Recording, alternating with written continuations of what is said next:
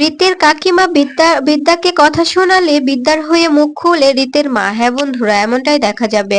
বিস্তারিত জানতে ভিডিওটিতে লাইক দিয়ে চ্যানেলটি সাবস্ক্রাইব করে দেখতে থাকুন। গল্পের শুরুতেই দেখা যাবে রাজদীপ চ্যাটার্জি রিতকে ফোন করে বলতে থাকে, তুমি বিদ্যাকে নিয়ে বাড়ি ফিরে এসো রিত।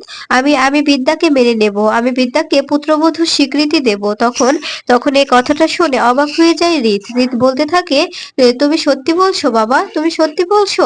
তোমার এটা কোনো মিথ্যে না তো? তখন দেখা যায় রাজদীপ বলতে থাকে, না এটা কোনো মিথ্যা নয়।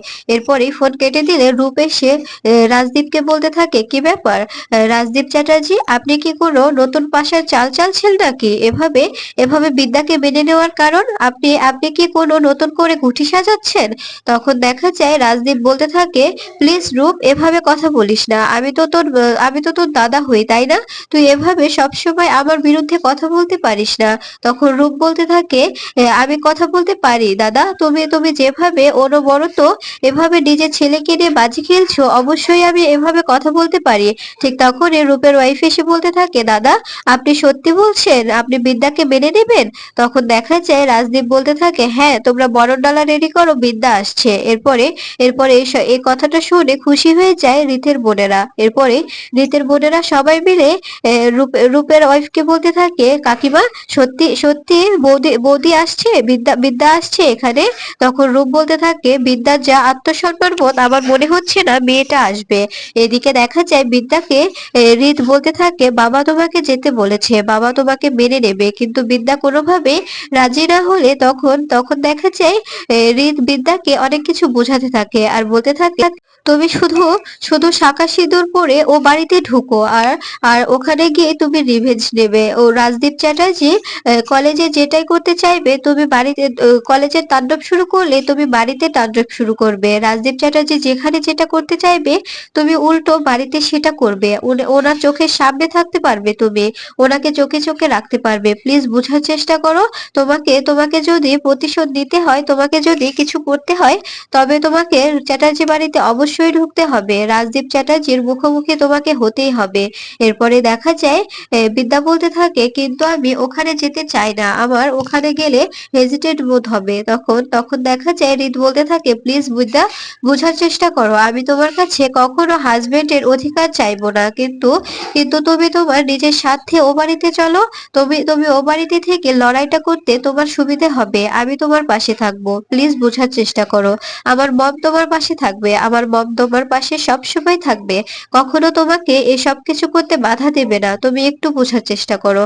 এরপরে দেখা যায় বিদ্যা রিতের কথাগুলো ভাবতে থাকে আর মনে মনে বলতে থাকে, ও যা বলছে ঠিকই তো বলছে। আমি যদি ও বাড়িতে গিয়ে থাকি, আমি রাজদীপ চ্যাটার্জির সকল প্রমাণ ধরতে পারবো। ও কখন কি করছে, কার সঙ্গে কথা বলছে, কি প্ল্যান করছে, সবকিছু আমি নিজ নিজ দায়িত্বে বুঝে নিতে পারবো, আর সবকিছু জানতে পারবো। এরপরে রিত বিদ্যাকে বলতে থাকে, বিদ্যা এটাই তোমার লাস্ট লাস্ট সুযোগ, তুমি যদি এই সুযোগটা কাজে লাগাও, তুমি কিন্তু সব দিক থেকে এগিয়ে যাবে। আর যদি সুযোগটা কাজে না লাগাও, তবে কিন্তু আমার আর করার কিছুই থাকবে না। আমি কিন্তু অনেক অনেক তোমাকে সুযোগ দিয়েছি, এবার তুমি বোঝার চেষ্টা করো বিদ্যা। তুমি যদি রাজদীপ চ্যাটার্জির হয়ে রাজদীপ চ্যাটার্জিকে শিক্ষা দিতে চাও, কলেজটাকে বাঁচাতে চাও, তবে তোমাকে অবশ্যই যেতে হবে, অবশ্যই অবশ্যই চ্যাটার্জি বাড়িতে গিয়ে তোমাকে থাকতে হবে। এরপরে দেখা বিদ্যা রিতের কথা শুনে রাজি হয়ে যায় আর রিতের সঙ্গে বাড়িতে ফিরে আসে। এরপরে এরপরে দেখা যায় রিত যখনই যখনই বাড়ির দরজায় এসে দাঁড়ায়, তখন বিদ্যা রিতের পাশে এসে দাঁড়ায়। এটা দেখে অবাক হয়ে যায় রাজদীপ চ্যাটার্জি। এরপরে বাড়ির সবাই অনেক খুশি হয়ে যায়। এরপরে দেখা যায় রিতের কাকিমা বলতে থাকে, সত্যি এসেছো বিদ্যা, তুমি এসেছো? এরপরে এরপরে দেখা যায় রিতের মা বলতে থাকে, কই ছোট, বরণডালা নিয়ে আয়, আমার বৌমা এসছে, আমার বৌমাকে আমি বরণ করব। এরপরে দেখা যায় রাজদীপ চ্যাটার্জি মনে মনে বলতে থাকে, একবার তো ঢুকো, তারপরে দেখছি তুমি কি করে বাড়ির বাইরে বের হও, কি করে প্রফেসর বিবি হয়ে থাকো। আর এটা এটা আমি কিছুতেই হতে দেব না। আমাদের বাড়ির বউ হলে বাড়ির বউ হয়েই থাকতে হবে। এটার জন্য তোমাকে তোমাকে পস্তাতে হবে বিদ্যা। তুমি আমাকে যেভাবে হ্যারাস করেছো, যেভাবে প্রেসের সঙ্গে অপমান করেছো, এটার জবাব তোমাকে দিতেই হবে। এরপরে এরপরে দেখা যায় রীতের মা বলতে থাকে, কি হলো, বরণ ডালাটা আনতে এত সময় লাগছে কেন? তোমরা প্লিজ তাড়াতাড়ি বরণ ডালাটা নিয়ে এসো, আমি বরণ করব। ঠিক তখনই রীতের কাকিমা এসে রীতের মাকে বরণ ডালা দিলে তখন বরণ ডালা নিয়ে রীতের মা বরণ করতে শুরু করে। এরপরে বিদ্যাকে বরণ করে রীতের মা বলতে থাকে, তুমি সারা জীবন আমাদের বাড়িতে লক্ষ্মী হয়ে থাকবে মা। আমি চাই যে তুমি আমার ছেলের জীবনটা একদম সুন্দর করে দাও, আমাদের বাড়িতে লক্ষ্মী হয়ে থাকো। তখন তখন দেখা যায় বিদ্যা বিদ্যা মনে মনে বলতে থাকে, আমি যে কিসের জন্য এসেছি শুধুমাত্র আমি জানি। আমি আমি এখানে রিভেঞ্জ নেব, আমি রাজদীপ চ্যাটার্জির মুখোমুখি দাঁড়াবো। আমি এখানে সাজতে আসিনি, বউ সাজতে আসিনি। আমি যেটার জন্য এসেছি সেই কাজটা হলে আমি এখান থেকে বেরিয়ে যাব। এরপরে দেখা যায় রীতের মা বরণ শেষ করে বিদ্যাকে মিষ্টিমুখ করায়।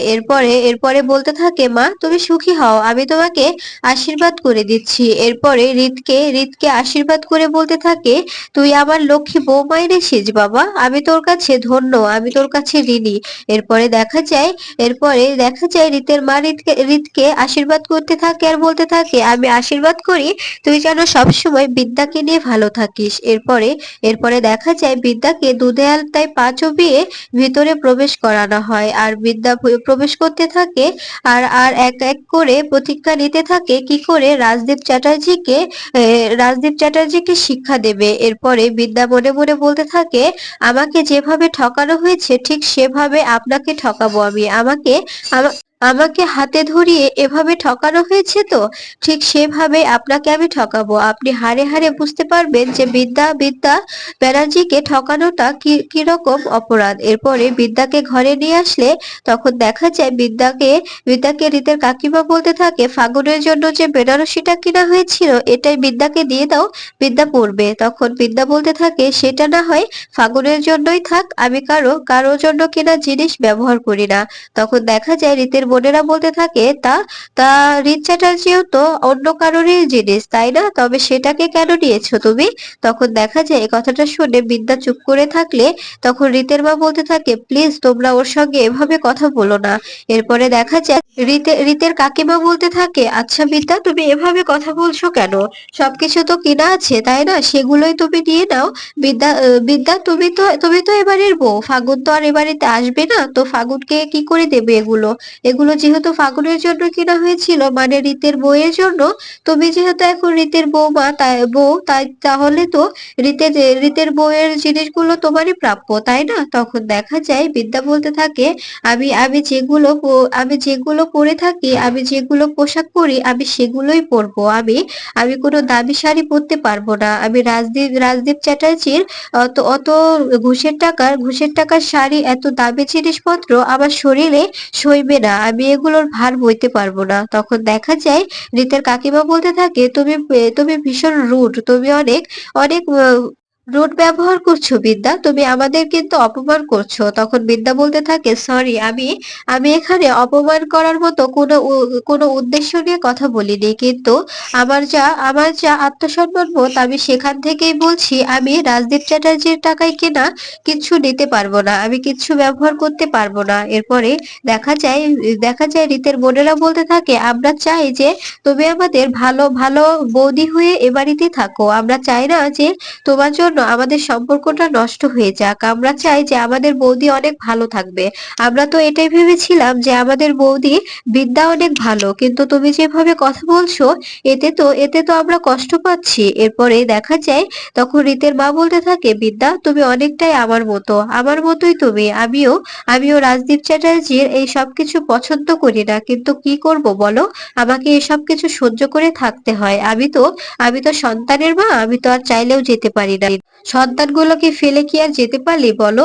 এরপরে দেখা যায় বিদ্যাকে আরো বোঝাতে থাকে, শোনো মা, এ বাড়িতে থাকতে হলে তুমি লক্ষ্মী বৌমা হয়ে থাকবে, এখানে এখানে সবার সামনে মিলেমিশে থাকবে, সবার সঙ্গে কথা বলবে, হাসবে, খেলবে, প্লিজ এভাবে কারোর সঙ্গে দুর্ব্যবহার করো না। এরপরে সবাই চলে গেলে তখন রিত বিদ্যাকে বলতে থাকে, বিদ্যা তোমার কিছু লাগবে? তখন বিদ্যা বলতে থাকে, বর্তমানে কিছুই লাগবে না, এখন আমাকে আমাকে একটু একটু একা থাকতে থাকতে দিন। এরপরে দেখা যায় তখন হৃদ বলতে থাকে আমি তো তোমার নিজেরই লোক তাই না? তখন দেখা যায় বিদ্যা বলতে থাকে এখনো তো নিজের লোক হননি। এদিকে দেখা যায় শ্রাবণ কাশ্যপ ব্যানার্জিকে ফোন করে বলতে থাকে বিদ্যা কোথায়?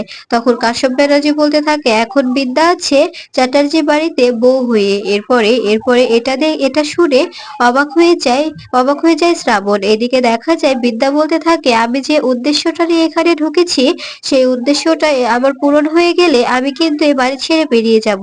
আমি এখানে এক মুহূর্তও থাকবো না।